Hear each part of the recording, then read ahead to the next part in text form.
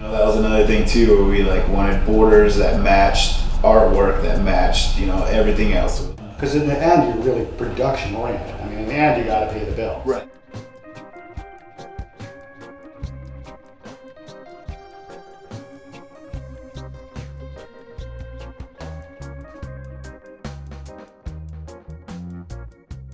So I am here with Paul Long of Liberty 503, and are you the Jefe here?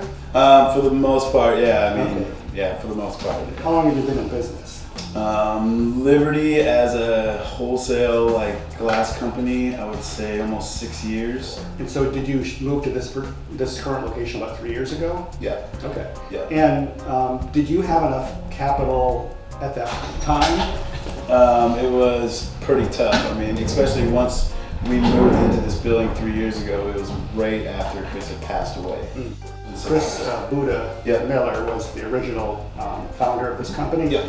So then once he passed, you know, and it was right after that show too, because that was 3 years ago. It was 2 years after we really had a good bit of momentum, and like literally come back from that show where it was like the first time we'd really come back like super confident, had a crew going, you know, really was rolling, you know, and then he passed, so you know everything got jolted. But with the momentum of what we had, and you know, support of his family, especially his brother really stepped in, and his mom stepped in too, and you know wanted to keep this thing going because we had a bunch of orders and stuff to do. So Yeah. When did you come up with the sandblasting concept? Mike Plain was doing a bunch of sandblasting and carving with imagery and the photoresist stuff, and you know Chris was like all about that, and so he was like, you know, and then he had a really good friend that's a tattoo artist that's done most of our artwork, you know, drawn it also was all of our original artwork. Because at first, you know, we were using other vinyl and stuff, and then, you know, he like really just wanted to fine tune and get Craig's artwork on glass, you know, so him and Chris were really focused on that. And after about probably 6 months of us kind of dinking around, we like really shut down a big grow that we had at the house too, and so with our last like bit of money, we decided to buy the Crystal Blaster with all the upgrades, all the bells and whistles. Chris always bought everything with bells and whistles, so it was like an $8,000 investment, you know. And we came to a point where it was like, okay, this is what we're gonna do, right? We're gonna sandblast. Right. You know? This is our thing. We're not gonna buy like 3 more torches and a kiln with this $8,000. You know, we're gonna buy this machine and like.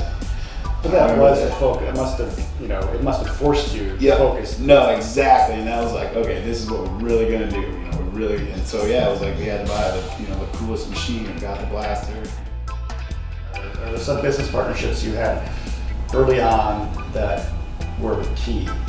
It would probably have to be Buddha's mom, Linda. Okay. She really was just like always helped us. You know, like get through the thin times, you know, because there was a lot of thin times, you know, getting ready for shows and getting stuff ready. And it was his mom really was always a big supporter of his dream, and always, you know, financially definitely like stepped in a good handful of times, and you know, it's helped us get through to the next show. Yeah, I first saw your bigger work down at the first DFO. Looking at them and looking at the price, and to me it seemed a little high, but I thought about it for a second. I thought, you're paying artists here to do work. I imagine that they're paying their people well, and it takes a lot of time. Right. When you look at a piece like that, it's not just a dime store spoon or a little or something like that. I mean, this is like you're paying for R&D. It's basically it's like a regular. It's like a new car. Right. You pay for all the bells and whistles. Yeah, and exactly. Work out all the bugs in it. Exactly. So, it's like, yeah, I mean. Yeah, definitely a cheaper, different one, will definitely get you to work and back. But if you want a little bit of extra flair, and that's what Chris was about, really like, and like pushing the prices where it was like, no, he's like, doing the math. But, it takes, the glass blower 15 minutes. It takes the vinyl person 15 minutes. It takes the blaster 15 minutes. That's 45 minutes of labor.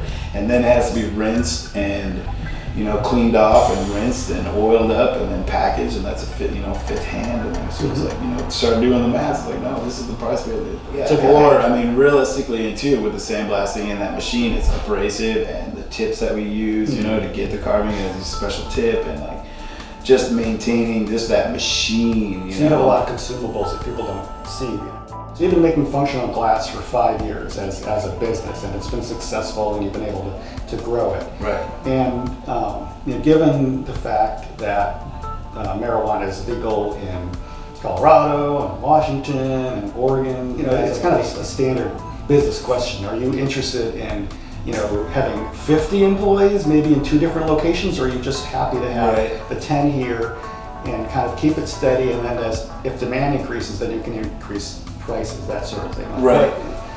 Where's the business in the next 3 years, I guess is the question. Right. I can't imagine us being too much bigger. I mean, I couldn't imagine being like a Jerome Baker Designs or something as large scale or something big like that, you know? I mean, I think it's pretty gonna be pretty exclusive and tight. I mean, within 15, 20 people working. So, you like the idea of keeping it at that level, because is it a dynamic thing that everything kind of feels, you know, things can get a little bit out of hand with 20 people working, but you're still able to rein everything in? Yeah. I think that's what it is too. And just with, you know, this concepts and stuff that we're doing here, I don't know, just so many hands that, you know, each piece just goes through. Is like, I like the dynamics of, you know, everyone kind of right here in the house. We know everyone pretty well. You know, everyone knows everyone. And I think once it gets a little bit bigger than that, it just gets a little bit looser. I don't know, it really lends well to collaborations and stuff too. So it's not that I think I need to, you know, expand where I have a bunch of employees, but more so just focus on getting other artists to come in here and having a place where I can have, so this could where be like artists can hang out or something. Yeah. You know, just the more information now that glass blowing, you know, has been so big for so long, and now it really is so like artist driven, and people, you know, have, you know, a Liberty piece or a Toro or, you know, whatever. You know, I think that is going to help too with people just, you know, buying local glass, you know, and if you're buying local glass from us, then we're supporting the local propane police, we're supporting the local oxygen company, you know, we're blowing through way more oxygen than any welder could do, you know, so like, you know, so we're like, you know, stimulating the stuff. I got, you know, 15 kids that are, you know, working, you know. Right, it's all local business. And they're minded to buy local organic food, you know, the whole thing. Yeah, totally, exactly. And so that's what it is. It's not that there's no place for big box stores. There is. It can still exist. That's fine. Right. But there can also be a growth of smaller, more local. Yep. It's more of a face-to-face business than a faceless business. Yeah, exactly. Yeah, and really. The name of your shop is Liberty 503, and 503 is the area code, and the Liberty is, you have the Liberty Bell from Philadelphia. Where did the Liberty part of Liberty 503 come from? You know, it was a drinking night, and it was just about freedom of like his own thing, you know, and having, you know, be able to make your own choices, and, you know, refining the art of freedom is like our, you know, catchphrase or whatever, and he just like was focused on that, like, I don't know, so Liberty just kind of came out, and then it kind of just stuck, and then. Thank you very much, Paul. No problem. This has been How We Fix the Economy.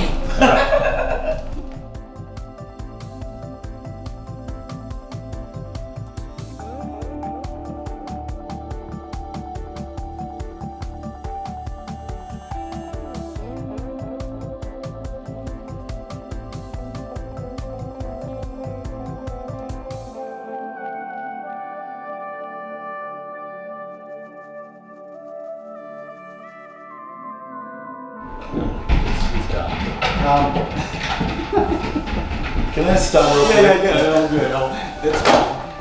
Can we keep those dogs not running above us? It's a crazy dog house. That's okay. I was trying to help out this cute girl that I worked at the sandwich shop, and so she came over and she's like, I'm gonna bring some friends over, and I was like, cool, and she brought Chris and Craig over, which you met Chris, I don't know if you met Craig. I don't think so.